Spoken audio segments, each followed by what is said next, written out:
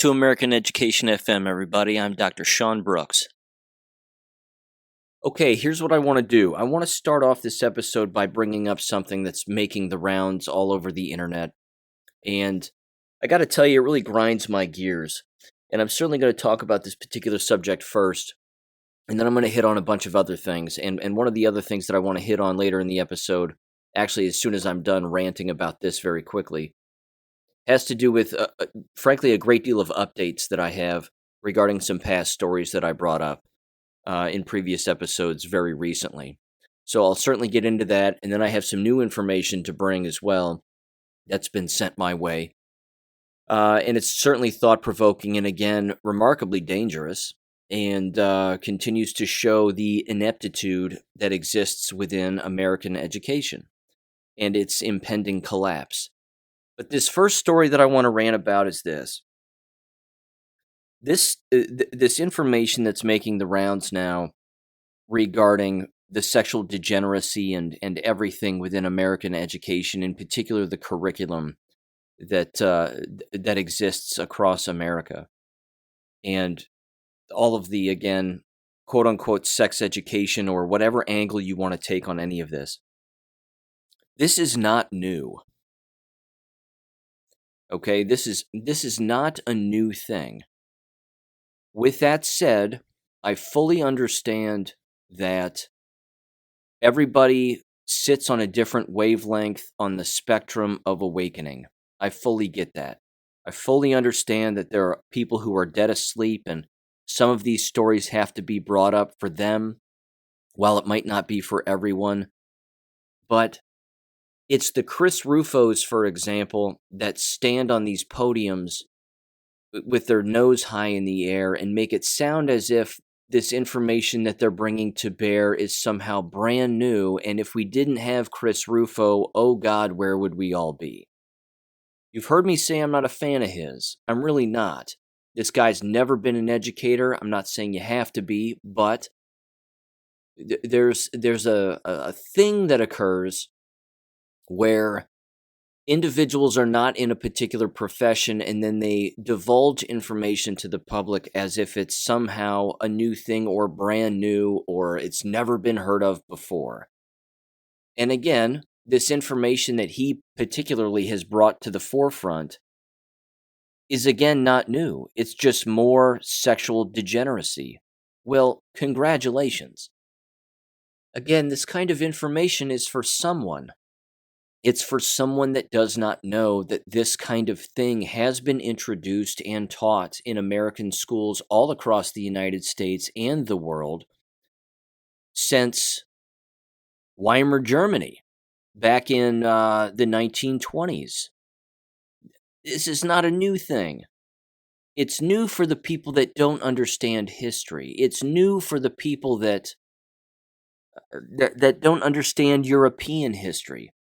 It's new for the people that can't make the connections between Operation Paperclip and Marxism into American society. And a lot of people, too, again, I know I'm ranting here, and I'm just going to keep going, so my apologies, but people get Operation Paperclip wrong so frequently. It drives me nuts. It drives me nuts. They take all of these quote-unquote German scientists that they call Nazis, and they say that that these were all associates of Adolf Hitler, and Adolf Hitler liked all of these people, and we gave them a pass to come over here and learn about science and blah blah blah, and then teach us what they knew about science and space exploration, quote unquote, and this, that, and the other. These were not individuals that associated with Adolf Hitler. Please keep in mind that these people, the Operation Paperclip kinds of people, were the people who tried to assassinate Adolf Hitler.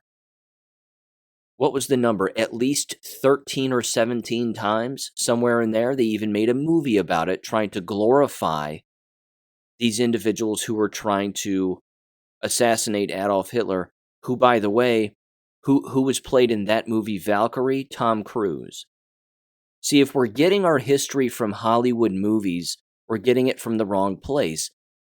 and it alters everyone's perspective of what goes on. So, getting back to this education thing, again, this isn't new. They just use new words to suck people in, so to speak, and then bring a new level of degeneracy to the same old thing that's been happening all the way again since Weimar Germany, before the time of Adolf Hitler. Again, this is Frankfurt School stuff. This is Marxism. This is the point. And frankly, it's Jewish. This is a Khazarian mafia attack of degeneracy on American children to pervert them, to distract them, and this is where the money is coming from that funds these kinds of things. This is not an accident. This is why it makes me mad too, is because just because I said that it happens to be Jewish, does not mean that every person who is of Jewish lineage agrees with this. That's impossible. As you've heard me say in the past in previous episodes, this is why racism is impossible. There's no such thing. Because that would imply that an individual has met, gotten to know every single person of an individual race. That's impossible. That can't happen. Therefore, racism doesn't exist. Anti-Semitism doesn't exist. I know individuals who are Jewish, of Jewish lineage.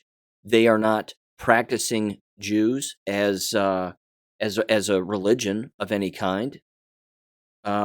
In fact, many of them don't even know that they are of Jewish lineage. Their last name is clearly Jewish, but they have no idea. These are nice people. I've met these individuals. They're great. They wear crosses around their neck. They read the Bible. This has nothing to do with painting a broad brush.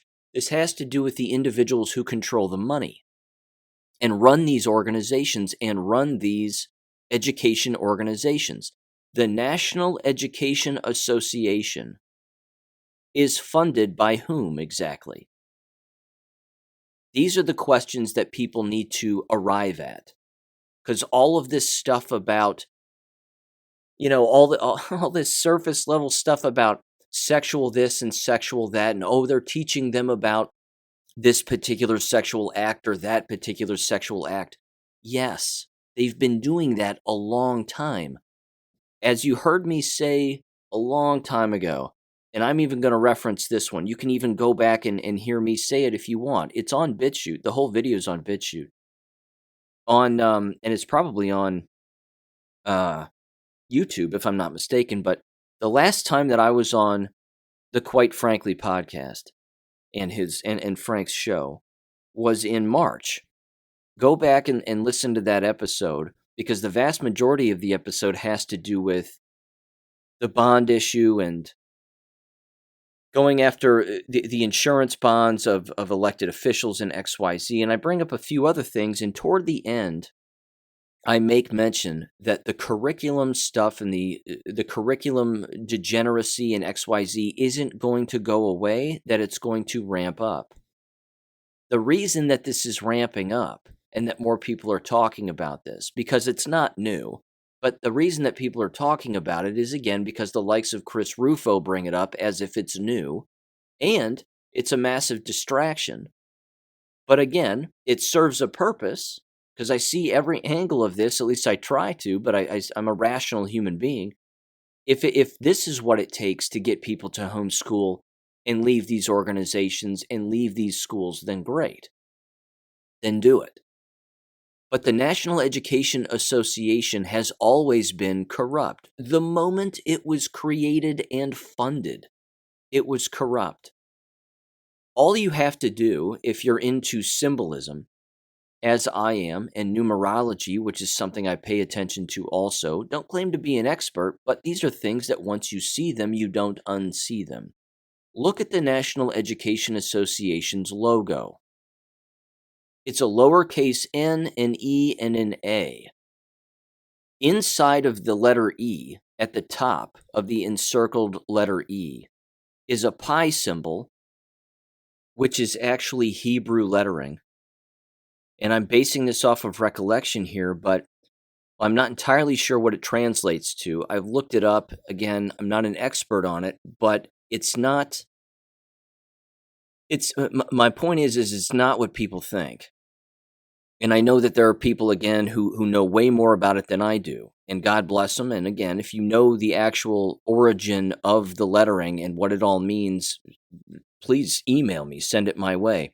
But the very image itself appears to look like, again, the Hebrew pi symbol with what appears to be either a directional, the directional arrow like a cursor on a computer screen from a mouse, or a paper airplane.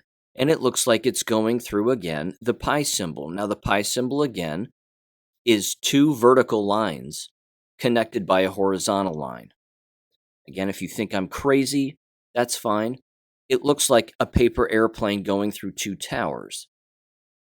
You get what I'm saying? You have to understand that these individuals throw their imagery in front of us on purpose for decades in advance of particular things to sell these kinds of things or to mock individuals who aren't paying attention. Again, the National Education Association is degenerate by its design, by its funding, because of the perverse nature and satanic nature of the individuals who fund it. That's the point.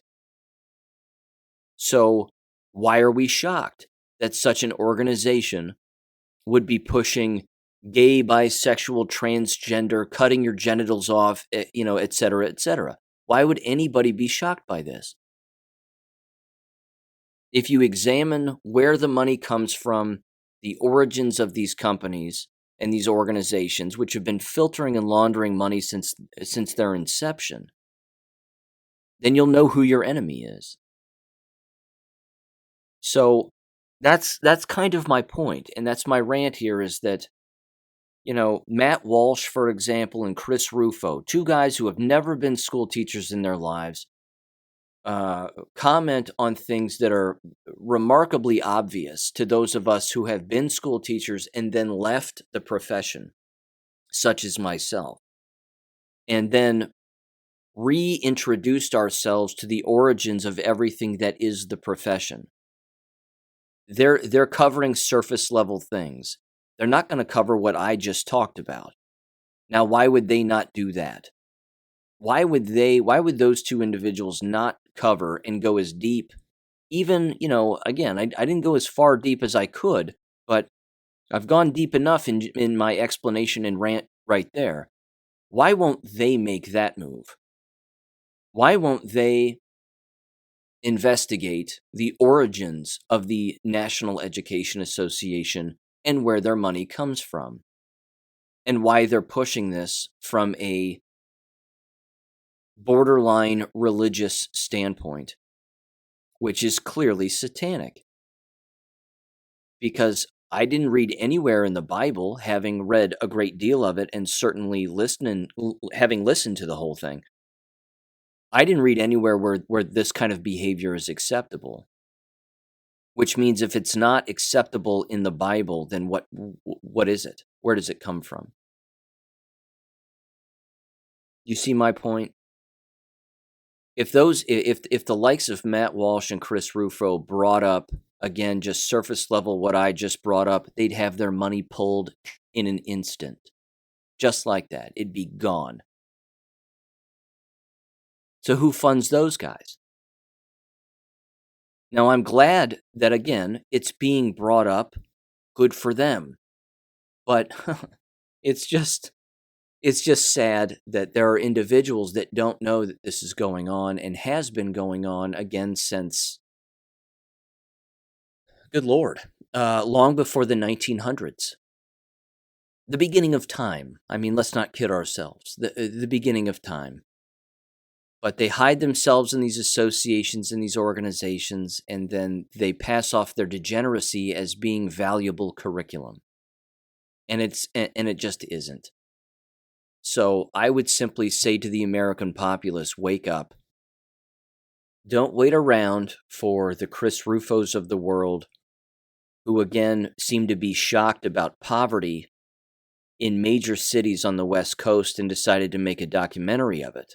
And oh gosh, poverty. I mean, I had no idea poverty existed.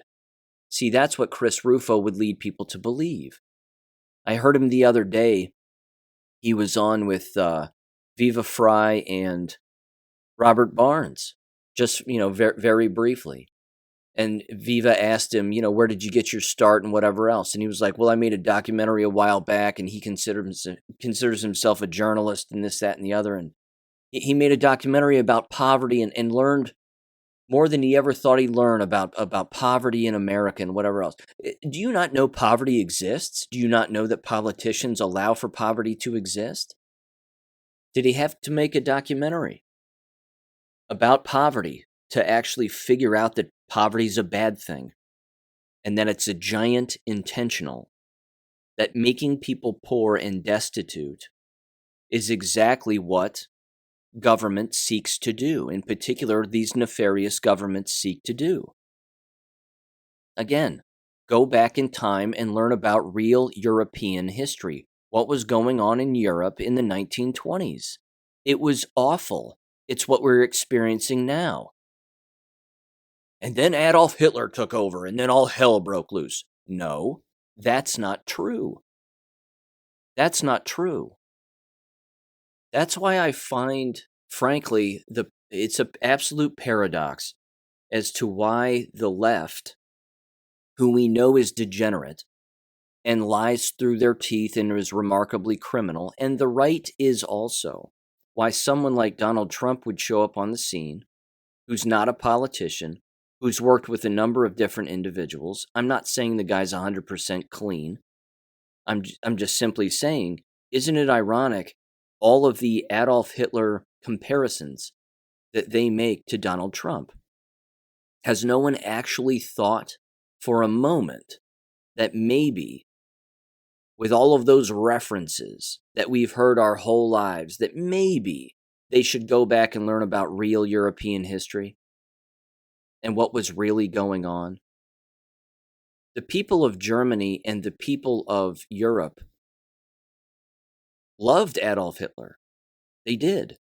Because he was liberating their countries of their corrupt politicians and allowing the people of those countries to regain what made their countries their countries.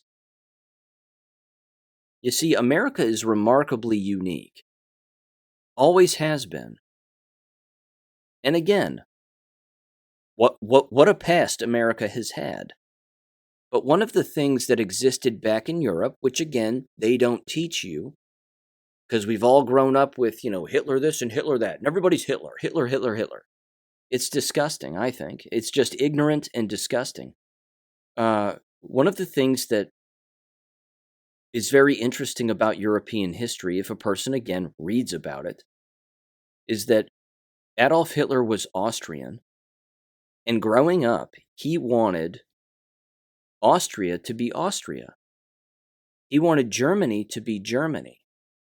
He wanted Denmark to be Denmark, and Switzerland to be Switzerland, and France to be France, and Italy to be Italy. What a concept.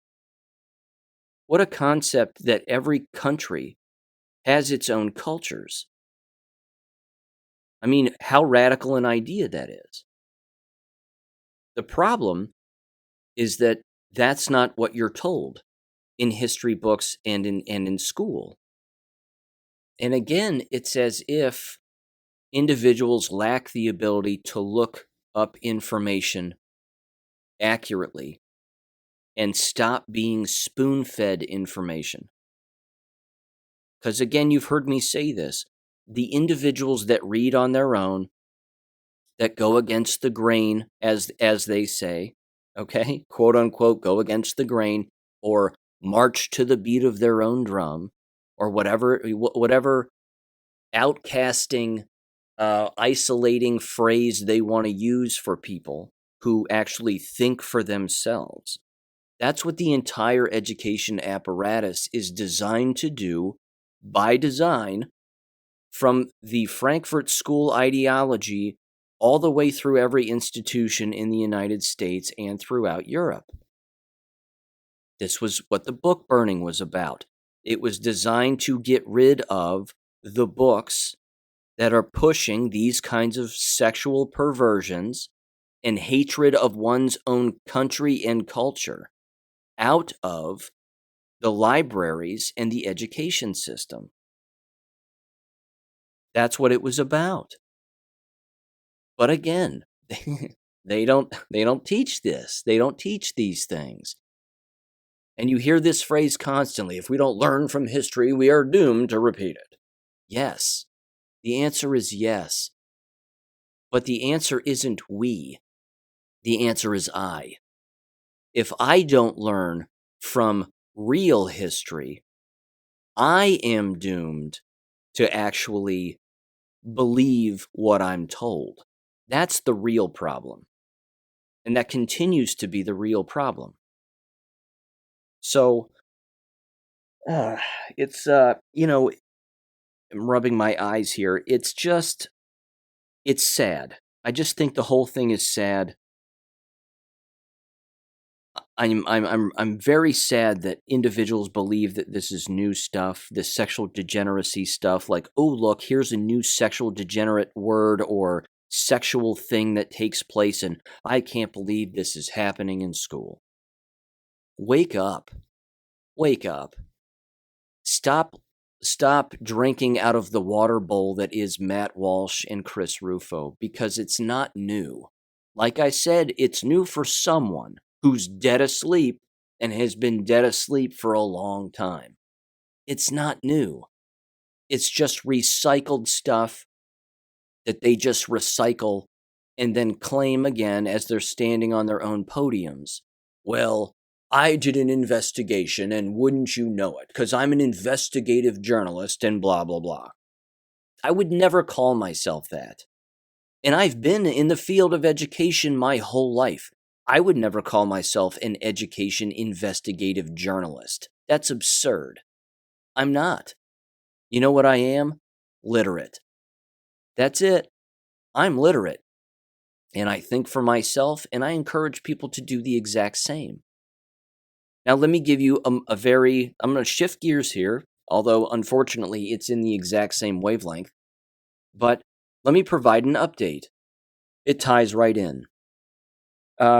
You'll recall Kim Carter, nurse who has been on the show twice, and she went after her local school district, which is the same school district, again, where I live, regarding her children who have been court-ordered, apparently, to reattend this school system when she was homeschooling them, because her ex-husband wants them to be in this school system. This school system is degenerate. In a previous episode, I read you the waiver form, so to speak, the opt-out form that she had provided her children's counselor regarding all of this sexual degeneracy stuff, and that she wants her children out of the classrooms that introduce this kind of thing or bring it up. That she wants her children pulled out of those rooms on those days when this endless list of nonsense gets taught. Because it's worked its way into endless subjects. And you've heard me say this again a very long time ago when I covered the subject of cross-curriculum. This is what cross-curriculum was designed to do. It was designed to take endless subjects and work them into other subjects and quite literally be a cross-curriculum. So if you're in math class, you get to learn about science and health. If you're in language arts class, you learn about history and anatomy. I mean, it's absurd, but that's, again, the liquefying of individual subjects, much like, I might add, what you saw in Europe. I'm back to the Europe thing. What you saw in Europe in the 1920s and before that in the 1930s with the liquefying, before Adolf Hitler, I'm saying, with the liquefying of individual cultures and individual country identities. That liquefying is done on purpose. Look at England. It's not very English, is it? It's as English as the country of England now is as English as a box of chopsticks. There's nothing English about it. Pick a country, it doesn't matter. Ireland doesn't seem very Irish to me anymore. And I've never been there. I don't have to. I don't have to go because I know what those trips are like. They show you some of the Irish sights and then that's it. And then you leave. It's no different with the subjects in school. It's absolutely no different. Science class isn't science class anymore. It never really has been. Of course, it's always been fake curriculum and things that aren't true, like virology and so on and so forth, not to mention misteaching what the immune system is. And so, I mean, you've heard me bring that up before, but that's the perversion of each one of these individual subjects now. So back to Kim Carter, she sent this form to her counselor, had her counselor sign off on it, and Kim sent me back the response that she received from the school principal. It's incredible. It's absolutely incredible. And she said she's taking his response. His name is Scott Davey, so he's a piece of shit. But she's taking his response in writing, signed by him, to her lawyer and other individuals to basically show that this is the response that she received. And it says the following, quote, "Dear Miss Carter, I'm writing to respond to the information you recently provided regard your request to have your student opt out of specific instruction material. Regarding, there's already a typo in the first sentence, for God's sakes, and he's a principal of a high school. Jesus. I mean, okay. It says, quote, under Ohio law, each school district has discretion over what curricula it ultimately adopts. CRC 3313.60. However, school districts must adopt a course of study that includes certain designated subjects, i.e., language arts, geography, history, math, science, etc. CRC 3313.60A. Then he wrote, parents, guardians do not have a right to make a blanket opt-out of our district's curriculum. However, the law does provide parents, guardians the right to opt out of a limited number of identified subjects, which include venereal disease, personal safety assault prevention, grade 6, K through 6 rather, and cardiopulmonary resuscitation, CPR, grades 9 through 12. Also note, a student may be excused from CPR instruction if the child is a child with a disability and is incapable of performing the psychomotor skills required to perform CPR and using any automated external defibrillator as indicated in the student's IEP. Your request does not fall within any of the permitted categories. If you have any other questions or concerns, please feel free to contact me directly. Sincerely, Scott Davey, Principal." Unquote.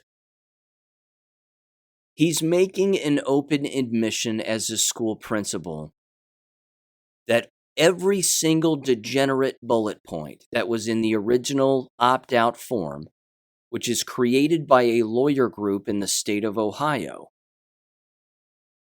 isn't valid within their school. And he's admitting, like I said, that all of that exists within endless subjects, all subjects. And that if a teacher wants to bring it up and haphazardly tie in sexual degeneracy or anything, again, that was on that original opt-out form into any subject matter whatsoever, that they have the right to do so.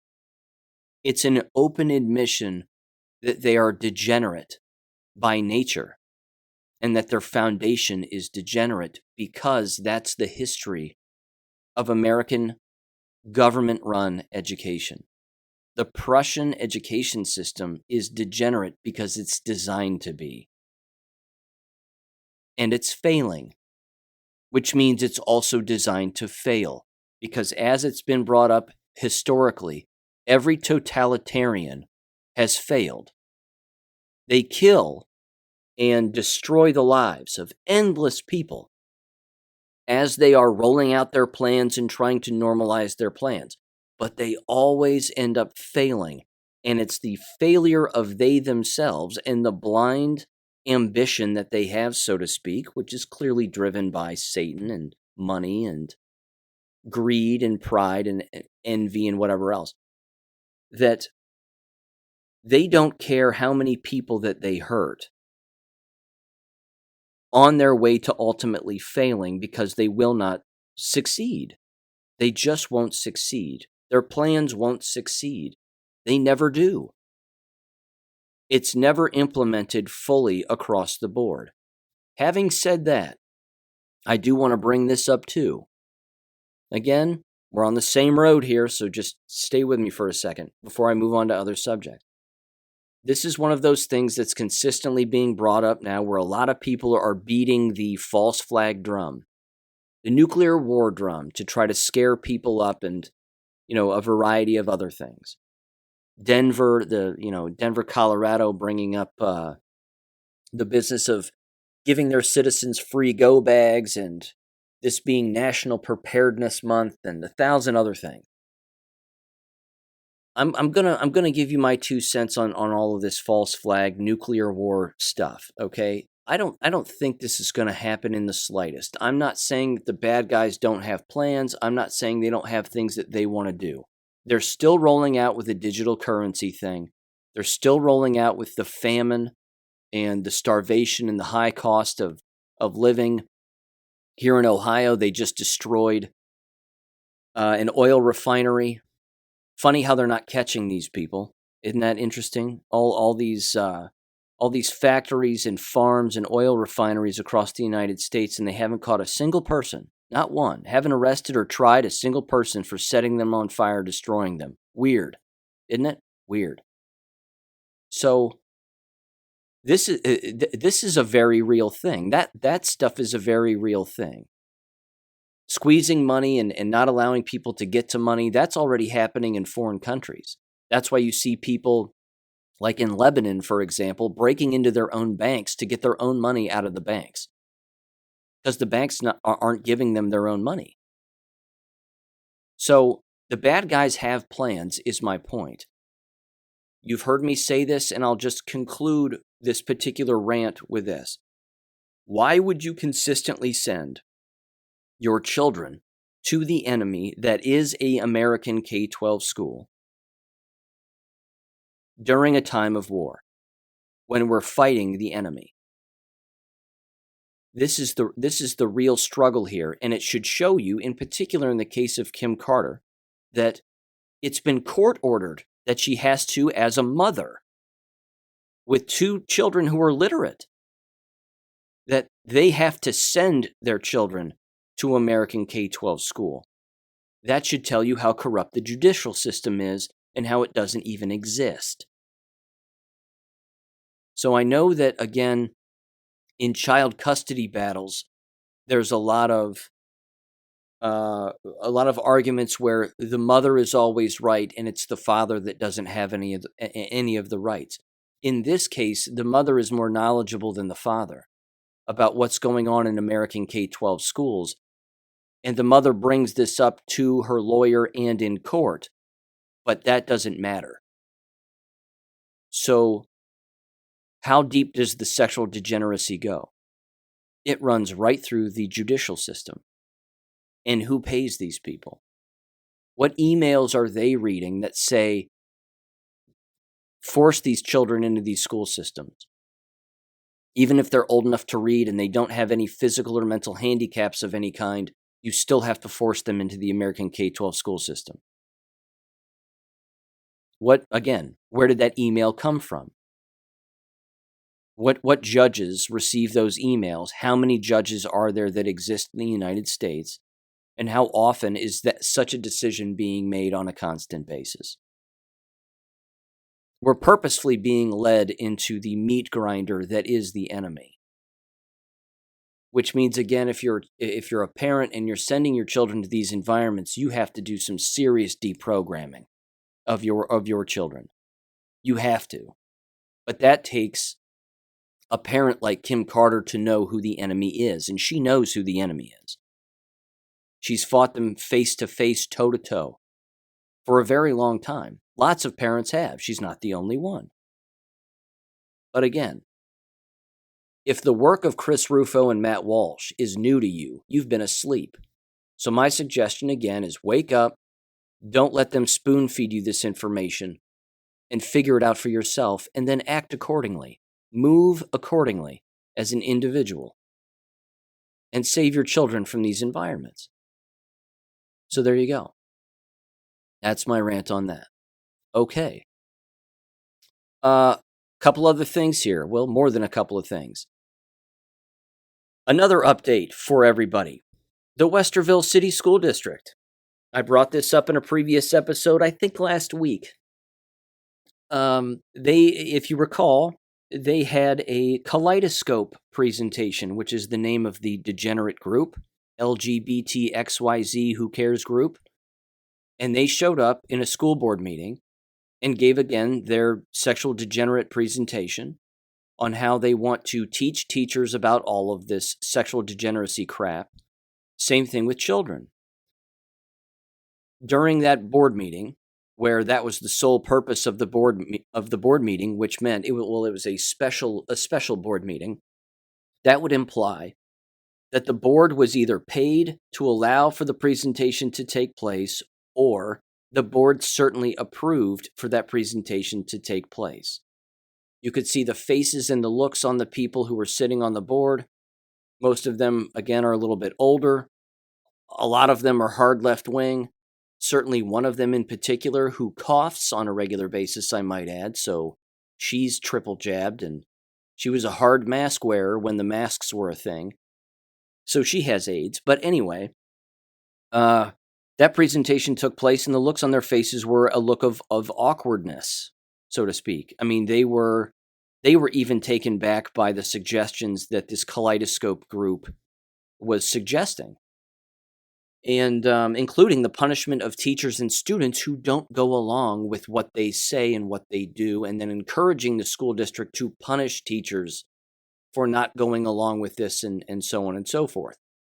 Allegedly, as it turns out, an email went out to parents in the district saying that the school district has decided to not adopt the kaleidoscope sexual degeneracy stuff, and that allegedly it was going to be rolled out at the high school.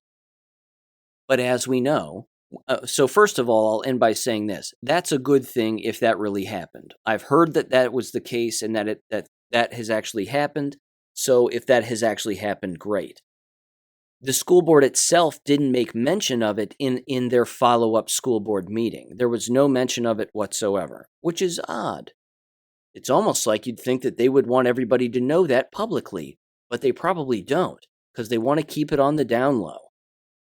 See, school boards don't necessarily want to make their decisions public for the masses, because it would imply that they were at least allowing for the presentation to take place in the first place, which they were allowing.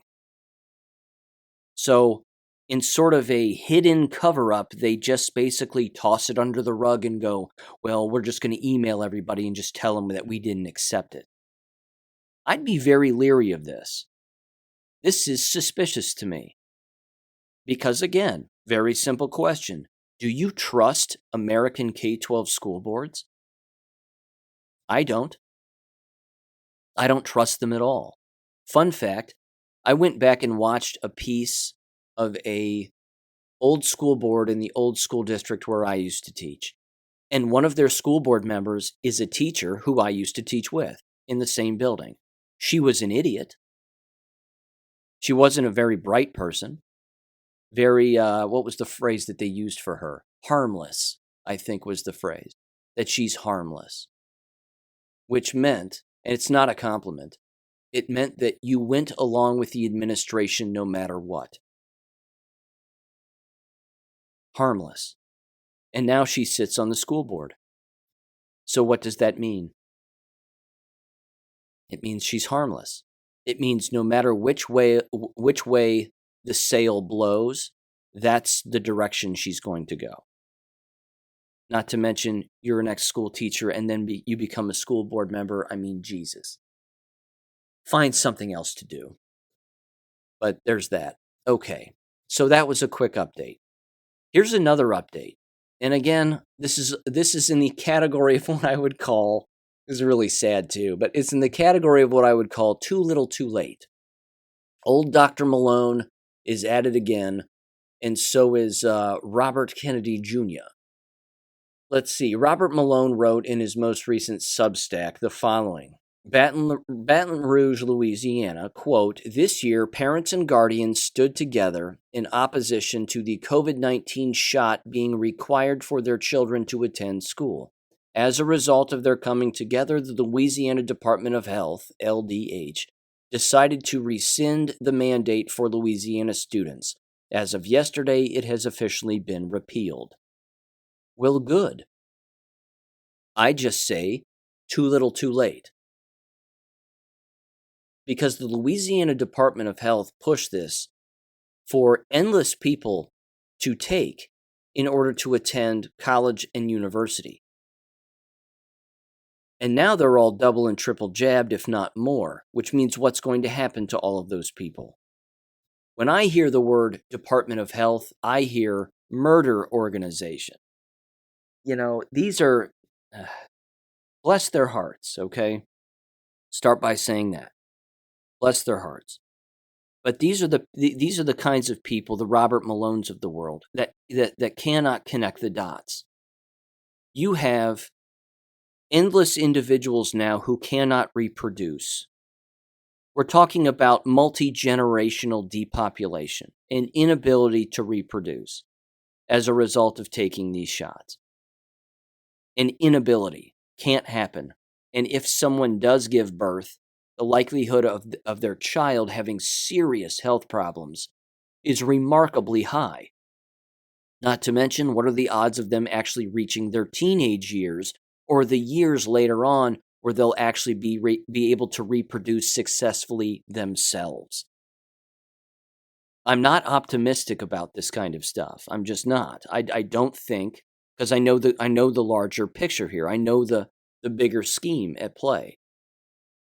But these individuals, again, that are standing next to each other and taking pictures of each other with big smiles on their faces and thumbs up, and we did it. What did you do exactly? What exactly did you stop? You stopped a corrupt organization from continuing their corrupt action, but they're not going to have anybody to implement their corrupt action on in the future anyway. Again, the destruction of American education is at hand here. It's at hand. This ball is down the hill. There's no catching it. It's like that, whatever, I don't know if it's in Sweden or what country. It could be the UK, I'm not entirely sure, but it's that hilarious contest that you see where they throw the giant cheese wheel down the hill, and everybody's running after it. The cheese wheel is faster than the people. It's basic physics. Catching the cheese wheel before it hits the bottom of the hill is next to impossible. I'm sure someone has done it, but, not likely. It's just who runs for it at the end once the cheese wheel has stopped at the end of the hill and everybody's legs are broken from running down the hill, or they aren't concussed to death. I mean, that's the American K12 education and university system in a nutshell. That's it. So let me provide you yet another example of this collapse and this impending collapse. This was sent to me by our Louisiana educator who's been a guest on the show, and this is alarming. This is a big deal too. This comes from The Hill, but ultimately it comes from klfy.com also. And it is titled, "Scientists Find High Levels of Foreign Chemicals in School Uniforms." It says the following, quote, "Millions of students in U.S. and Canada are being exposed to toxic, quote-unquote, forever chemicals through the uniforms they wear every day, a new study finds. The exposure to these compounds, also called PER, per and polyfluoroalkyl substances, or PFAS, no way I got that right, lies in the stain-resistant technology often marketed as an advantage in the fabrics. The scientists behind Wednesday's study, published in Environmental Science and Technology, said that they detected PFAS in uniforms from all the popular brands that they tested. Quote, PFAS don't belong in any clothing, but their use in school uniforms is particularly concerning, unquote, senior author Marta Venier, however you say it, a professor of environmental chemistry at Indiana University, said in a statement. Quote, school uniforms are worn directly on the skin for up to 8 hours per day by children who are particularly vulnerable to harm, she added. Known for their ability to persist in the human body and the environment, PFAS are notorious for their presence in firefighting foams and industrial discharge. These cancer-linked compounds are also key ingredients in many household items such as non-stick pans, cosmetics, and waterproof hiking clothes. But most school uniforms tested in Wednesday's study contained PFAS concentrations as high as those in outdoor apparel, the researchers found. In total, the scientists said they analyzed 72 children's textiles marketed as stain-resistant in the United States and Canada in 2020 and 2021. While they predominantly focused on uniforms, they also sampled other fabrics that come into contact with children, such as snowsuits, bibs, sweatshirts, and stroller covers. PFAS are often added to textiles due to their ability to prevent stains, making them particularly useful for school uniforms, according to the study. It says the scientists first screened for total fluorine, which is an initial indicator of the possible presence of PFAS. They then performed targeted analysis of 49 types of PFAS, on which there are thousands. The researchers detected PFAS in all products from both the United States and Canadian markets, determining that the most common offender was a fluorotelmer alcohol, known as FTOH. Total PFAS levels of school uniforms were significantly higher than those of bibs, hats, stroller covers, and swimsuits, but comparable to those found in outdoor apparel, the authors determined. Uniforms made of 100% cotton tended to have higher concentrations of PFAS than those of synthetic blends, according to the study. Cotton, which naturally attracts water, likely needs additional PFAS treatment to treat a desired stain-resistant state, the authors explained. Quote, what was surprising about this group of samples was the high detection frequency of PFAS in the garments required for children to wear. Study co-author Graham... God, these last names. Can we get a Smith? Can we get a Smith? Peaslee. Peaslee, is that it? A professor of physics at Notre Dame said in a statement, quote, children are a vulnerable population when it comes to chemicals of concern, and nobody knows these textiles are being treated with PFAS and other toxic chemicals, Peaslee added.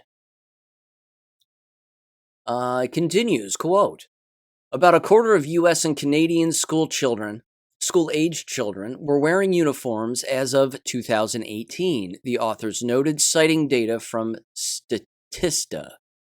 The same year, about 1/5 of U.S. public schools required students to wear uniforms, the researchers added, referring to a report from the National Center for Education Statistics. This article continues. I'm going to finish it. It says PFAS is treated in treated uniforms, could end up in children's bodies through skin absorption, as well as from eating with unwashed hands and hand-to-mouth behaviors often exhibited by younger children, the scientists warned. The main type of PFAS found in the uniforms, FTOH, also poses an inhalation risk, according to the study. PFAS-treated uniforms remain a source of potential contamination in the environment where they are worn, laundered, discarded, or recycled, the authors explained. Part of the problem, according to Peasley, is that, quote, there is no consumer option to purchase clothing that can be washed instead of clothing that comes coated with chemicals to reduce stains, unquote. Peasley, whose novel method for detecting fluorine was integral to the study, called for increasing textile labeling so the consumers can make the informed decision to pick garments that were not treated with chemicals for their children, unquote. That, of course, Peasley, would require that the parents and the schools themselves know that the chemical is toxic. And it's pretty evident that schools don't know anything about this. I mean, we can pretty much put our eggs in that basket, can't we? Unbelievable. It says both New York and actually, it's very believable. My apologies. It says both New York and California have recently advanced bills that would phase out PFAS from textiles, including school uniforms, the authors noted. New York's S6291A and California's AB 1817 have both passed through their state legislators and are awaiting signatures from their respective governors. Quote, I don't know any parent who values stain repellency over their children's health. Co-author Miriam Diamond, a professor of environmental chemistry at the University of Toronto, said in a statement. Co-author Arlene Bloom, executive director of Berkeley, California-based Green Science Policy Institute, echoed these sentiments, stressing that manufacturers should, quote, prevent harm by moving away from PFAS as soon as possible, quote, to protect our children and future generations. Ladies and gentlemen, this last quote is incredible, and the irony is thick and palpable. It says, quote, to protect our children and future generations, the whole class of PFAS should be eliminated from school uniforms and all other products where they are not essential, Bloom added, unquote. What about the death shots? What about those? The irony here is thick. It's beyond thick. They've got students wearing school t-shirts, which is, again, what they're typically referring to as uniforms, but they could be, again, skirts or jackets or whatever. But, again, what a great deal of schools call uniforms are just multicolored shirts that they all wear on the same day. Because, again, it's that false belief that if everybody dresses the same, then they'll have better behavior. That's not true.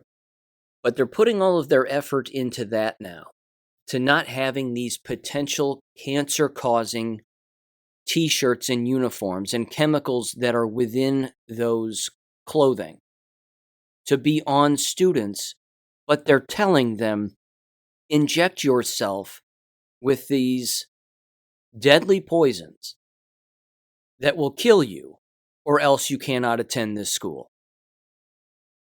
Do you see the irony in all of this? You have to. I'll give you another example. You know, every now and again, when you're watching a YouTube video or an ad pops up, it's those anti-vape commercials. You know, don't use vaping. It's metal in your lungs. You've all seen those commercials. Why would you why would you inhale metal? It's in your, that's in your lungs. Why would you do that? Well, why would you inject yourself that has metal in it? That doesn't cure anything and only kills you and makes you barren and sterile. Not to mention, I saw this ad the other day, equally as ironic. It was a vape commercial that had to do with athletes. If you're an athlete, don't vape because you're not just hurting yourself, you see, you're hurting the whole team. What about the death shots? Not a peep. Not a peep. Now again, it's poisonous t-shirts and school uniforms that are hurting people with poisonous chemicals that allegedly cause cancer. I mean, for God's sakes. Yes, it's important. They should be done away with, without a doubt. I'm not downplaying the importance of this. It's a big flippin' deal. How long has this been going on? Are there going to be consequences? No, of course not. But what about the death shots? Well, at least we got rid of those uniforms that are causing cancer. Now, please step over here and wear this mask and put these shots into your veins. Don't worry about what's in it. It's for the betterment of yourself and humanity. And don't forget, children, vaping hurts yourself and your team and can bring health problems on the field of play, and please don't vape. Next level stupidity, ladies and gentlemen. It's just a whole nother level, and it's right in front of everyone's face. It's just terrible. But an exquisite story. Thank you for sending it. Super important, to say the least. And again, how long has that been going on? Long enough would be my guess. Which leads me to this, and I will conclude with this. This is an exquisite 50-page, I believe. Hang on, let me get the exact number right here. 66 pages, give or take. Article that has been compiled by Dr. Mark Bailey. Or Sam Bailey, but it's on Dr. Sam Bailey's website. But the author was Dr. Mark Bailey. Anyway, there's one page of this I want to read, and there are numerous chapters which are very tight and concise and get right down to the crux of the matter when it comes to virology and the SARS-CoV-2 lie. So I just want to read part 1 here because this is busted up into 3 separate parts, but this is the first page of part 1, and it's titled SARS-CoV-2 Not Found. It doesn't even exist. It says the following. Again, this is page number 5 of this document. What I'll do, too, is I will link this in the description below. Remarkably valuable. It's an example of what I would call one of those articles that should be printed out and just handed to people. Hand it to your doctor. Hand it to somebody who's forcing these jabs or masks again. We can expect some of that to ramp up here in the coming months, I think, if not weeks. So here we go. This is page 5 from this document. It says again, SARS-CoV-2 not found, and it starts with a quote here from Dr. Thomas Cowan and others. Perhaps the primary evidence that the pathogenic viral theory is problematic is that no published scientific paper has ever shown that particles fulfilling the definition of viruses have been directly isolated and purified from any tissue or body fluids of any sick human or animal.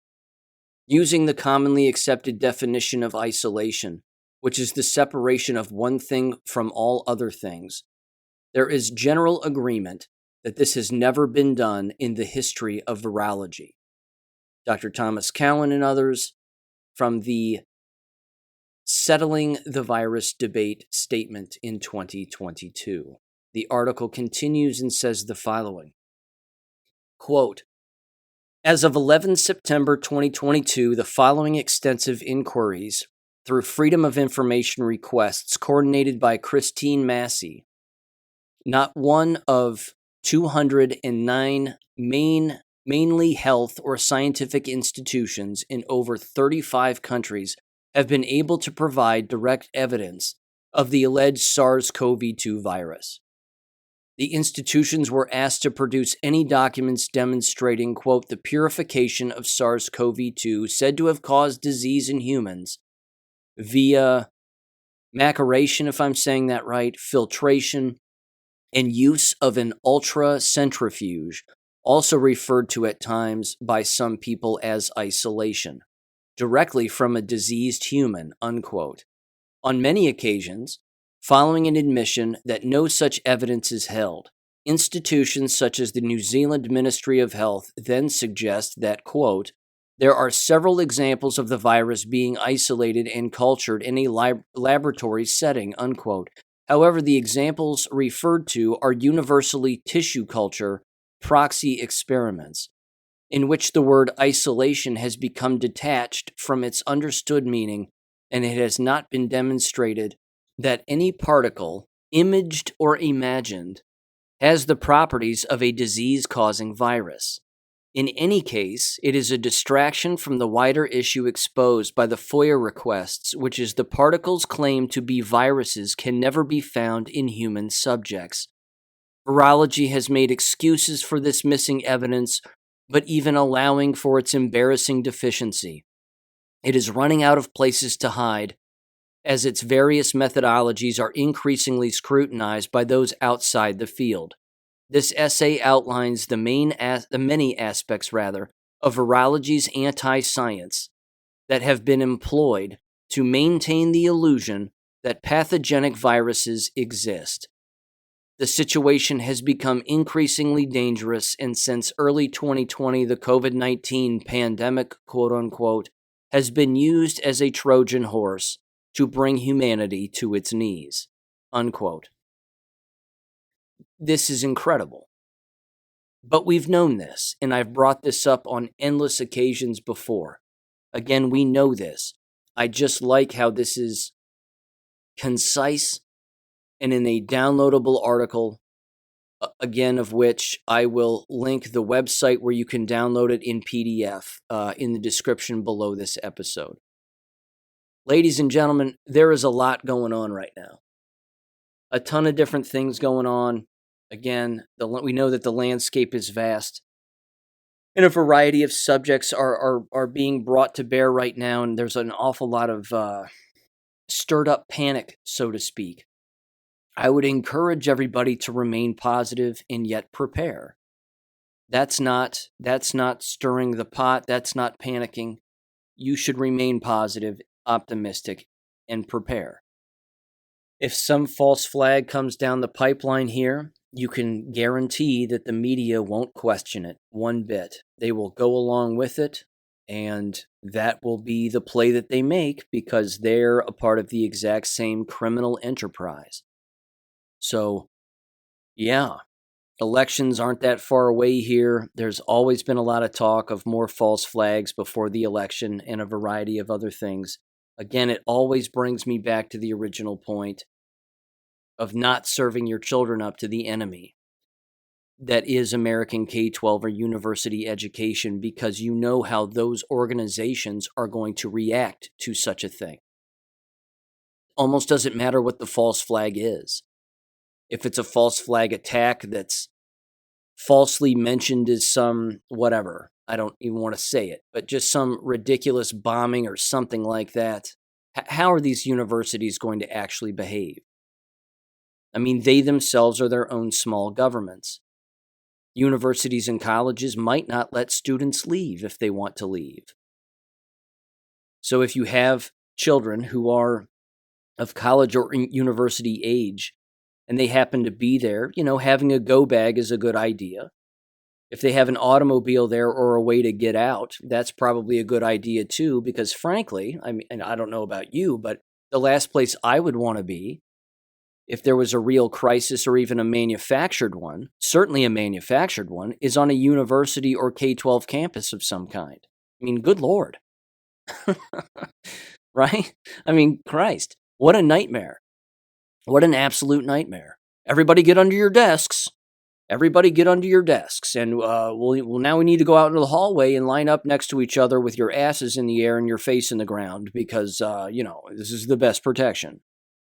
It's the old nuclear fallout panic attack things that they used to do back in the 50s with, nuclear bombs and whatever. It's absurd. It's absolutely nuts. So Certainly listen to lots of different takes. Take it all in as much as you can. But there's nothing wrong with preparing, but there's nothing wrong with being positive either. That has to happen. Have to keep a positive mindset during this ongoing war because it's not over and the enemy has more plays. So always keep that in mind. With that said, ladies and gentlemen, have a great weekend, and I'll catch you on Monday. Take care. Thank you for listening to American Education FM. Make sure and check out AmericanEducationFM.com for more information. Take care and God bless.